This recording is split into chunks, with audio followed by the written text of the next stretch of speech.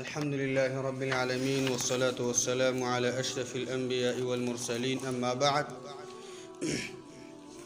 باب ما يدعى به للمريض. كتاب رياض الصالحين يوصلو 5 نمبر باب دی. باب دی په باره د دې کې چې هغه الفاظ د دعاګانو چې په هغې باندې مریض ته دعا کېدلی شي. مخکې باب چې هغه د مریض او د بیمار تپوس باره کې چې هغې کې ډېر زیات عظیم او اوچت اجرونه او بدلې دي او د مریض تپوس کولو کې ډېرې زیاتې ښایسته بهترینې فایدې دي. یوه فایده د مریض تپوس کې دا ده چې کله یو څوک په کټ باندې پروزي او بیمار شي، دا نور مؤمنان مسلمانان چې تپوس له ورځي نو په دې باندې د مریض او د بیمار هغه زړه هغه مضبوطیږي، هغې ور باندې ډېره زیاته تسلي راځي او خوشحالېږي په دې معنی چې زما څوک شته او تپوس مې کوي. ډېره زیاته تسلي ور باندې د دې خلکو په ورتګ باندې دا هغې ته حاصلېږي. دویمه فایده د مریض تپوس کې دا ده چې دا مریض چې دی دغه شان ته دا خلک چې ورځي او د هغې نه دغه شان ته تپوس ورله کوي، نو په دې کې فایده دا ده چې دا خلک ورځي او هغې له ورځي نو دا خلک ورتلونکي هغې دپاره دعاګانې کوي. دا خلک چې کله ورشي هغې ته دعاګانې کوي، د مؤمن مسلمان دعا د مؤمن دپاره قبلیږي، هغې ته وی الله دې جوړ کړه، الله دې صحت درکړي. نو دا باب هم دغې باره کې دی چې خلک څوک کله ورته ورشي او د مریض تپوس چې څوک کوي باید دعاګانې ورته وکړي، هسې ورته کېني. نو دې کې دا فایده ده. بله فایده پکې دا ده چې کله یو کس په کټ باندې پریوځي او دا ورتلونکي خلک ورځي او هغې تپوس کوي، د دې خلکو ته هم دا پته لګي چې لکه دا سړی یو وخت کې داسې طاقتور و، داسې په ځوانۍ کې و، داسې یو جوش کې و، خروش کې و، داسې یو دبدبې ور دی انسان او خلکو به داسې ځان ساتو، د چا خبره به یې نه منله، د چا خبره یې به ځان نه تېروله. نن ګوره په کټ کې پروت دی، عاجزه دی، محتاج دی او وی کوي، اندامونه کار نه کوي، وجود یې کمزوری شوی دی. هلکه دا زما باندې هم داسې یو حالت راځي، خپل هغه درس د هغې د هغې د بیمارۍ نه والي، د هغې هغه د کمزورۍ نه، د هغې د محتاجۍ نه یو عبرت والي او په دې کې یو جذبه د ایمان هغه را پیدا شي او عمل صالح طرف ته او د ښایسته اعمالو طرف ته فکر پیدا شي چې لکه دا حالت په ما را روان دی، باید د دغې حالت دپاره د دې ځوانۍ کې او د صحت کې یو څه د هغې دپاره برابر کړم. بله فایده پکې دا ده، بله فایده پکې دا ده د مریض تپوس کولو کې عظیم اجر، عظیم ثوابونه، اوچتې درجې هغه کې مخکې بیان شي. الله دې موږ تاسو ته هغه درجې راکړي. نو دا باب د دې باره کې دی چې مریض ته څوک ورشي کوم الفاظ دي، کومې دعاګانې دي چې هغه به مریض باندې بیمار تپوس والی چې دی هغه تپوس کوونکي هغه به دا وي. اول نمبر حدیث دی عن عائشة رضی الله عنها أن النبي صلى الله عليه وسلم كان إذا اشتكى الإنسان الشيء منه. عائشة صديقنا روایت رضی الله عنها ويقينا نبی صلی الله علیه وسلم ته چې به یو کس د یو څه تکلیف د شکایت وکړو چې د الله پیغمبره ما باندې دا تکلیف دی، او كانت به قرحة او جرح، یا به په دغه انسان باندې او په دغه کس باندې زخم او یو تکلیف به ور باندې یو زخم به ور باندې او د هغې نه به شکایت وکړو. قرحة او جرح دا دواړه یوه معنا ده، یعنی راوي په دې کې شک کړلی چې یا عائشه زها قرحتون ویل یا جرحون ویل، د دواړو کې یو لفظ ویلی دی، نو راوي دواړه ذکر کړي دي. نو عائشه زها فرمایي چې کله به نبی صلی الله علیه وسلم ته یو انسان د هر یو تکلیف نه شکایت وکړو، دا یاد ساتئ، هر رنګ تکلیف نه به شکایت وکړو، یا به ور باندې زخم و، پرار به ور باندې و، نو قال النبي صلی الله علیه وسلم بأصبعه هكذا، نو نبی صلی الله علیه وسلم به په خپله ګوته مبارک باندې وی داسې ویلا، داسې الفاظ به ویلا. ووضع سفيان عيينة الراوي سبابته بالأرض ثم رفعها. په دې سند کې سفيان عيينة رحمه الله دا پکې دی، وی سفيان عيينة چې دی هغه راولګېدو د خپله سبابه ګوته، دا ګوته دا ګوته راواغستل او دای په دې ځمکه باندې سکی خودل او بیا یې اوچته کړه یعنی دا طریقې وخودل د الله پیغمبر وې دې کار کو چې خپل دا ګوته به راواغستای چې همدا به کلو په دې ځمکه په دې خاور باندې به کی خودره او به ته دا ګوته اوچته کړه وقال او د الله پیغمبر به دا دعا ویله بسم الله تربة أرضنا بريقة بعضنا يشفى به سقيمنا بإذن ربنا دا دعا بد الله پیغمبر صلی الله علیه وسلم ویلا او هغه مریض چې وو یا بور باندې دردو یا بور باندې دانوا یا بور باندې زخمو یا به یوځه پرارو نو هغه زی باندې به دا ګوته کې خدا به دم لګنه او دا دعا به پیوله هغه زی به ور باندې دم کو دا ګوته به پیسي واله هغه باندې به دا ګوته دسی و ګرځولا دا ور نشنا روایت ته او ډیر یو سړی یعنی دسی مختلفو ډاکټرانو باندې ګرځیدلی مختلف علاجونه استعمال کړي خدای یو نبوي ډاکټري دا د رسول الله صلی الله علیه وسلم هغه ډاکټري دا امنګ تاسو ته خو به سره الله بالکل ان شاء الله ټیک کوي خو دې ته لګ د ایمان ضرورت ته د اخلاص ضرورت ته د دې دعا الفاظ دا دي بسم الله شروع کوم په برکت د نوم د الله باندې تربة ارضنا زمونږ د دې ځمکې هغه د خاورې په برکت باندې چې د الله نوم پیاد شي بریقه بعضنا او په برکت د اغلاړو به د بازي زمونږ نه بای زمونږ سود مؤمنانو مسلمانانو لاړي چې د مؤمنانو مسلمانانو اغلاړي چې په هغه باندې د الله نوم دا یاد کشي یشفى به سقیمنا او صحت ورکول کیږي په دغه لاړو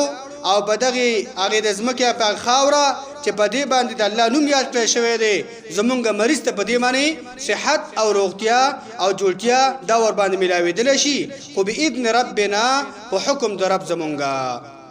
موږ تاسو ګوره چاته دا یاد ده مریضان ته اکثر ورشو بس هغه ته خبره اترې وکړو خو شرعي نو څنګه تاسو ځان سره نه وړي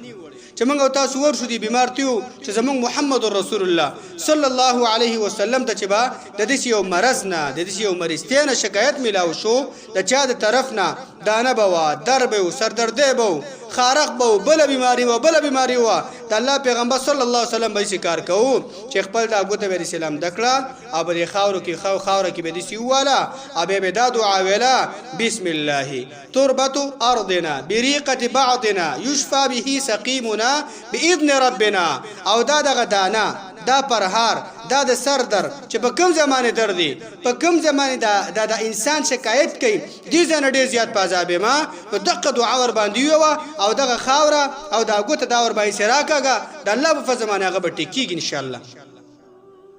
څونه ځل ویل پکار دي ځل خلکو په ګرځانه تفصيلات ورکړي لس زری یو شل زری یو سل پیری یو سل پیری دا وظیفه نه متفقون علیه روایت دی یو ځل دا کارو ک الله به ټیکي مریض ټیک نشو بیول بیدم کا ان شاء الله په دې باندې باغې ته صحت ملاويږي څوک چې په دې باندې صحت نه ملاويږي خو څنګه تعلق څه شه ده د خاورې څخه تعلق ده د لاړو څخه تعلق ده د علماء قسمه خبرې کړې دي خو راجح قولم داده او ظاهر قولم داده لکه څنګه چې موږ تاسو په دې ایمان لرو چې قبر کې مړ کې خود لشي او دا غینه به سوال او جواب کې ګالته به تر ژوند کېږي او سوال او جواب به دیږي 40 دلته سوال او جواب خطبه وتعالى زمون ایمان ده بده معنی ایمان بالغیب دته ویل کی بس د الله پیغمبر مو ته ویل دي او زمون په دې عقیده ده او دقه شفا په دقه شان طریقه باندې الله تعالی بکی خو دې ده او په دې معنی مریض کیږي بس دا زمون عقیده ده څنګه عقیده ده محمد رسول الله صلی الله علیه وسلم د ځان خبر نه کوي هغه ته الله خو نه کله هغه مونږ ته ویل دي او ان شاء الله په دې معنی مریض کیږي دا یاد ساتي دا دعاګانې یادول غواړي دا طریقې یادول غواړي نن سبا موږ تاسو په دې انګریزي د وایو منصوب راقیده ده د انسان په جوړ شوی شی باندې هغه انسان چې هغه الله نه پیژني هغه انسان چې هغه مونږ نه پیژني هغه انسان چې د محمد رسول الله صلی الله علیه وسلم شان پرړه کې نشته ده داغه په دوايي داغه په انجکشن داغه په کیپسولو داغه د غشان د پتریقو باندې څومره موږ تاسو هغه ته وګدو یو فاسق ډاکټر ته موږ لاله شو داغه هغه پرې ته موږ تاسو څومره وګدو داغه دغه پیسه موږ تاسو ورکو ارڅ موږ تاسو ورکو خو زموږ تاسو ایمان په دې جوړ شوی دی چې دغه ډاکټر د زلال شم دا مالستانو کې دې سزا ټیکېږم خو په دې زموږ تاسو ایمان نه جوړيږي چې محمد رسول الله صلی الله علیه وسلم هغه عظیم انسان چې هغه موږ تاسو خبره وکي هغه دغه شان د باغې مزمو تاسو عقیده نه ایمان چې په دې ان شاء الله جوړ کړه موږ تاسو مریضګانې دا ټول ټیکي دا دویم روایت ته بلا نسخه وعنها دا حدیث د عائشہ زهانه نقل دی أن النبي صلى الله عليه وسلم كان يعود بعض أهله يمسح بيده اليمنى. ويقين النبي صلى الله عليه وسلم عادت مبارک داو چې کله به بعضې د کور والاو د هغې تپوس به کو د مریضتې نو خپل ښي لاس هغه به یې راخیستو او هغه به دغه شان ته یمسح بیده الیمنى دا مریض باندې به د خپل ښي لاس راښکو هغه به ورباندې ګرځو. ويقول او دا دعا به ویله اللهم رب الناس اذهب البأس اشف انت الشافي لا شفاء الا شفاؤك شفاء لا يغادر سقما. دا روایت متفق علیه د بخاری او مسلم روایت دی. یعنی الله پیغمبر صلی الله علیه وسلم دا دعا ویله او د مریض باندې به ګرځاو درد کم زمانه پاګه ور لاس کېدا تکلیف د کم زمانه پاګه ور لاس کېدا خارخ بیماری د پچا باندې پاګه ور لاس کېدا دانه د پچا باندې پاګه دانه ور لاس کېدا دغه شان د نور تکلیف د دنیا تکلیفونو سبا څوک جوړلې د چا په کور کې مریض نشته نو د الله پیغمبر به دراس ور باندې کې خو دا دعا به اللهم رب الناس اے الله چې رب د ټول خلقو د ټول انسانانو تربي اذهب البأس الله تا ويم دا تکلیف دا مصیبت د دې بیمار نه د انسان لری کا اشفي انت الشافي الله ته صحت ورکه صرف ته صحت ورکونکي ته د هر مرض جوړونکي صرف تی لا شفاء الا شفاؤك نشته د صحت ورکول مگر ته صحت ورکي اڅوک نه ډاکټر صحت ورکول شي نه باباګان صحت ورکول شي نه عالم صحت ورکول شي نه اڅوک الله صحت په مخلوق کې شي ورکول